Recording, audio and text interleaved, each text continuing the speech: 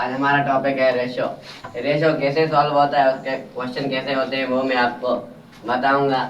आपको पहले निशानी याद रखनी है, मतलब कोई भी हिसाब होता है उसकी निशानियाँ अलग अलग होती हैं। इसकी निशानी है 2 पॉइंट। जिस भी हिसाब में, जिस भी क्वेश्चन में 2 पॉइंट हो, आपको समझ जाना है कि वो रेशो का जो है क्वेश्चन है। वो कैसे सॉल्व करते हैं और कैसे क्वेश्चन होते हैं, मिसाल तौर में आपको बताऊंगा।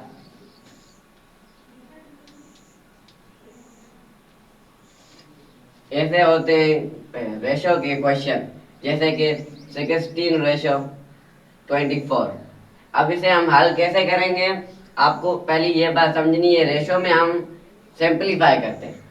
सिंपलीफाई मतलब ये और इसको हम सिंपलीफाई करेंगे, इनके ऊपर कोई भी ऐसा टेबल मारेंगे जो दोनों में पूरा पूरा जाए, मतलब कि इसमें भी जाए और इसमें भी जाए, दोनों को ऊपर जाए, वो हम टेबल लगाएंगे इनके ऊपर।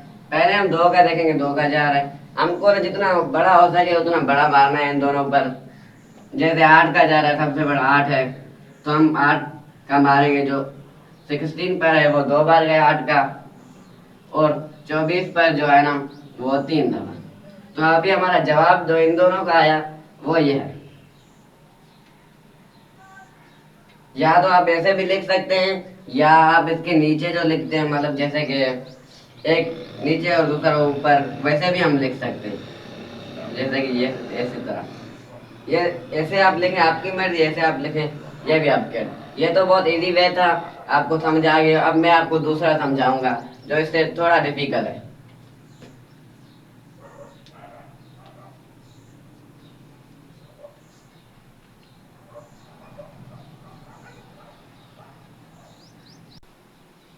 जैसा कि ये भी होता है, ये उससे थोड़ा डिफिकल्ट। इसमें भी हम इन दोनों की जो है ना एलसीएम निकालेंगे, जैसे मैं अभी आपको निकाल के दिखाऊंगा। एलसीएम आपको पता है कि कैसे निकलती है।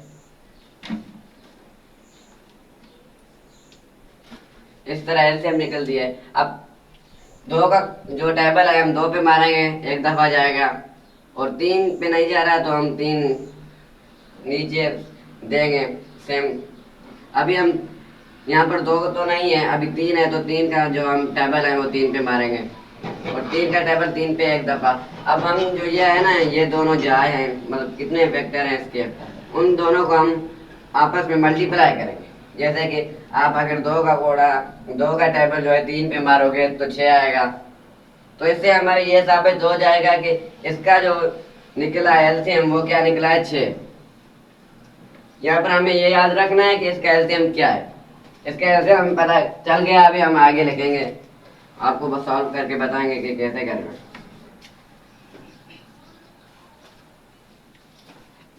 अभी ये हमारा हो गया। अभी ये जो है ना, हम इन सब को जो है 6 के साथ जो है सिंप्लीफाई करेंगे। जैसे कि जैसे ये हम जो है सेम नीचे उतार के देंगे।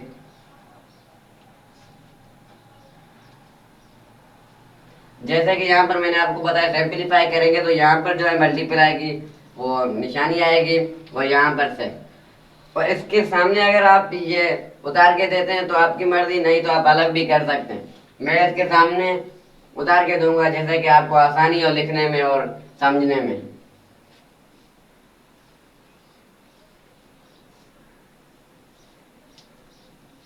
ये हमारा ऐसे होता है, मैंने आपको समझाया। अगर नीचे इसके अगर कोई नंबर बचता है, तो जैसे कि यहाँ पर 6 मिसाल तौर में दे रहा हूँ, 6 हो गया, तो हम इन दोनों को सिंप्लीफाई कर सकते थे। जैसे कि ऊपर वाले और नीचे वाले दोनों को हम सिंप्लीफाई कर सकते हैं, लेकिन यहाँ पे हमारा कुछ भी नहीं है, और यहाँ पे जो है हमारा 2 बच गया।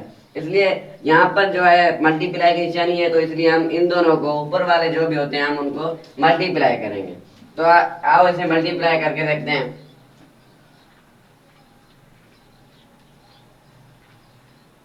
2 का टेबल 4 पे 8 दफा पढ़ेंगे तो 8 आएगा, और 2 का 2 पे पढ़ेंगे तो 4। इसका जवाब भी सेम ही आया है, इसका जवाब भी ये आया है। अगर आप इसे सिंप्लीफाई करना चाहे तो आपकी मर्जी, नहीं तो यहीं तक भी जवाब सही है।